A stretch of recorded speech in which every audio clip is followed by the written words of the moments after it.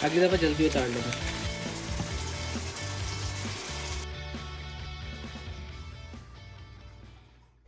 बिस्मिल्लाहिर्रहमानिर्रहीम, अस्सलाम वालेकुम। क्या हाल हैं आप सबके? उम्मीद है कि सब खैरियत से होंगे। और जी, आप देख ही सकते हैं कि हमारे अतराफ़ के रंग बिल्कुल बदल चुके हैं और नारंगी पत्तों की जगह जो है वो सफ़ेद बर्फ़ ने ले ली है।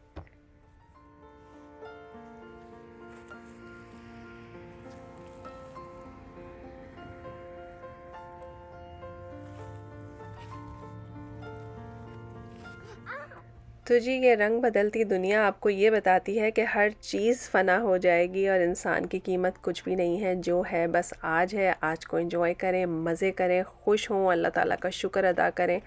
हमेशा हाल में रहना सीखें, ना मुस्तकबिल में रहने से कोई फ़ायदा है और ना ही माज़ी के गुज़र जाने पे अफ़सोस करने पे कोई भी फ़ायदा है। तो जी, ज़िंदगी में जो कुछ होता है वो अच्छाई के लिए होता है। जैसे कि हमारे साथ हुआ कि मेरे बेटे ने आज सोचा था कि वो स्टेक्स बनाएगा, तो हम बड़े खुश थे कि खाना वो पकाएंगे, पर गलती से मैंने गलत पैकेट निकाल दिया गोश्त का।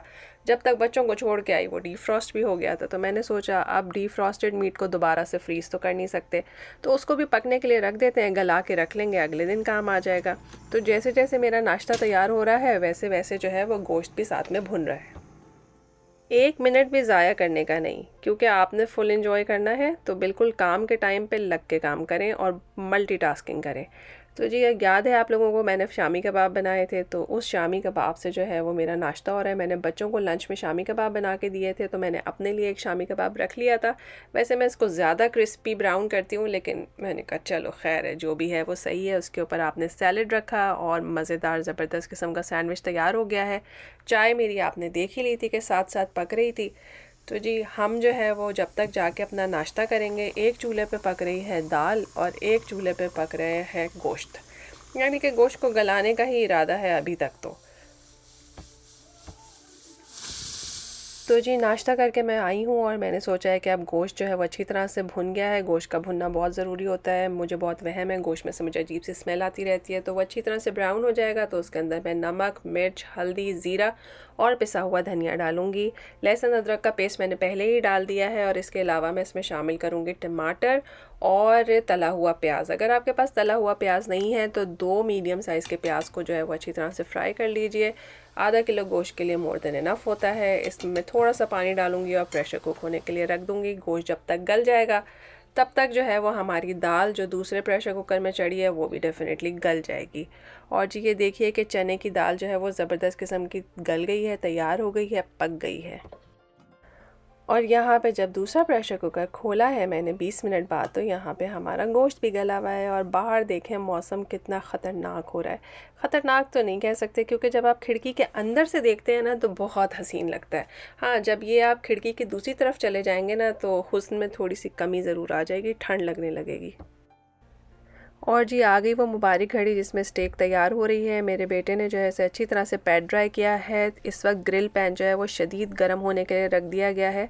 रूम टेम्परेचर पे रिब आई स्टेक है, इसको आप पैट ड्राई करें। दोनों साइड से नमक और काली मिर्च के अलावा किसी और चीज़ से नहीं इसको सीज़न करना है। मैं हमेशा देसी तरीके से पकाने की कायल हूँ, जिसमें हम लोग जो है वो बहुत बहुत बहुत पकाते हैं, मगर मेरे बेटे का कहना यह है कि आप जो है ना स्टेक को बिल्कुल वफ़ात के करीब पहुँचा देती हैं।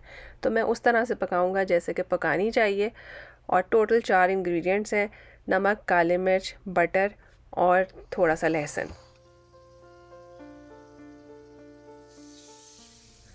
4 मिनट उसने एक साइड से फुल हीट पे पकाया और 4 मिनट उसने दूसरी साइड से पकाया। इस वक्त तवा या जो पैन है वो इंतहाई शदीद गर्म है, स्टेक के ऊपर निशान आ गए हैं।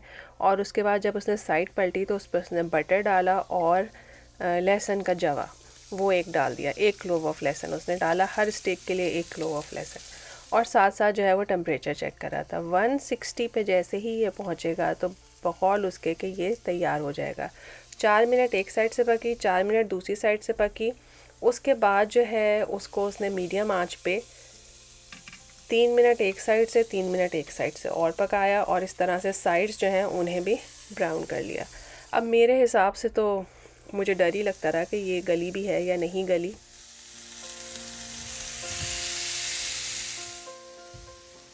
मगर आप यकीन करें, हमारे बच्चे हमसे ज़्यादा जानते हैं, हमसे ज़्यादा अच्छे तरीके से उन्हें चीज़ों का अंदाज़ा है। आप यकीन करें कि ये स्टेक्स इतनी ज़बरदस्त, इतनी जूसी, इतनी मॉइस्ट थी कि मैं आपको बता नहीं सकती। मैंने थोड़ा सा उसका क्लिप डाल दिया। वो बेचारा कह रहा था कि अम्मा मुझे बिल्कुल मत लीजिएगा वीडियो में, लेकिन मैंने फिर भी उसकी शक्ल डाल ही दी है कि आप लोग देख सकें कि आज मैं जो हूँ वो आराम फरमा रही हूँ और ये मेरी औलाद है जो ज़बरदस्त किस्म की स्टेक बना रही है। ये स्टेक जो है वो 12 से 15 मिनट के अंदर तैयार होती है। इससे ज़्यादा पकाते हैं इसको तो ये रबर जैसी हो जाएगी। तो इसलिए गोश्त की खूबसूरती ही यही है कि ताज़ा स्टेक हो और उसको आपने हाई टेम्परेचर पे जो है वो इसी तरह से पकाना है। इंतहाई जूसी और मॉइस्ट स्टेक बनी थी। अगर आपको मेरी बात का यकीन नहीं आ रहा तो आप ख़ुद बना के देख लीजिएगा। जब हम दुबई में होते थे तो स्पेशली हम स्टेक हाउस जाया करते थे स्टेक्स खाने के लिए, और आप यकीन करें कि ये स्टेक्स जो है ना ये किसी भी तरह से उससे कम नहीं थी, बल्कि उससे ज़्यादा अच्छी थी, क्योंकि मैं वेल डन करवाती थी और मेरी स्टेक जो है वो रबर जैसी होती थी। अब आप देखें कितनी सॉफ्टली कितनी आसानी से जो है ये स्टेक कट रही है। इसमें कोई मेहनत नहीं करनी पड़ रही है, कोई इसके अंदर मुश्किल नहीं है। इंतहाई जूसी है, इंतहाई मॉइस्ट है। यानी कि मैं जितनी इसकी तारीफ़ करूँ ना तो कम है। लेकिन बस एक बात है कि ये स्टेक जो है ये उसी टाइम पे गरम गरम खाने वाली है। आप इसको ना रख के नहीं बैठ सकते। रखने से जो है ना वो गोश्त में वो मज़ा नहीं रहेगा जो बिल्कुल ताज़ी और गर्मा गर्म खाने में। तो जी बच्चों ने जो है वो चावलों को इतने अच्छे तरीके से अरेंज किया और उसके साथ स्टेक्स के जो हैं वो बड़े अच्छे से स्लाइसेस काटे और सब ने मिल के बैठ के खाए।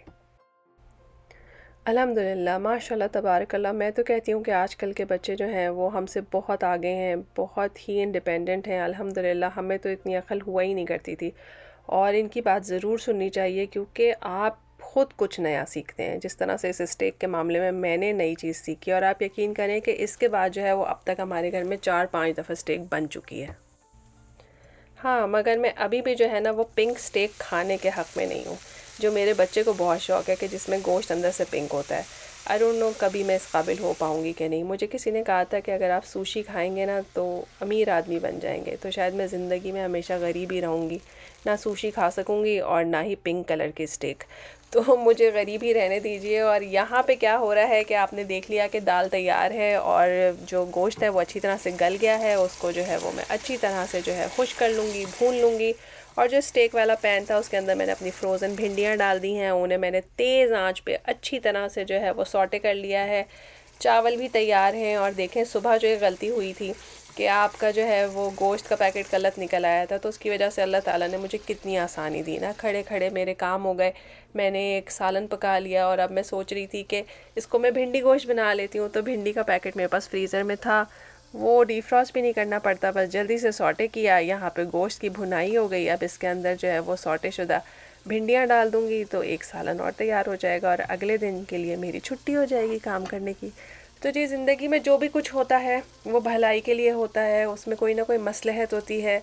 बिल्कुल भी नहीं परेशान होना चाहिए। आप यकीन करें नेक्स्ट डे ऐसी सिचुएशन थी कि मैं शायद खाना ना पका पाती, तो मैं घर पे भी नहीं थी और कुछ और तबीयत के भी कोई ऐसे मसले मसाइल थे कि मैं खाना ना पका पाती। लेकिन आप देखें अल्लाह ताला ने मुझे एक दिन पहले ही खाना पकवा दिया। तो अल्हम्दुलिल्लाह, अल्हम्दुलिल्लाह, हर चीज़ में अल्लाह का शुक्र अदा करना चाहिए। और इस पे मैंने लेमन जूस डाला है। थोड़ी देर में इसको दम पे रखूँगी, थोड़ा गरम मसाला डाल दें, भुना हुआ ज़ीरा डाल दीजिए, और ज़बरदस्त मज़ेदार किस्म की भिंडी तैयार है। और आप लोगों को पता है कि लेमन के पील में जो है वो बड़े हेल्दी मिनरल्स होते हैं, तो इसलिए मैंने वो भी उसमें डाल दिया। खाएँ मत, मगर लेमन पील के थोड़े से जूसेस जो हैं वो शामिल हो जाएंगे आपके खाने में।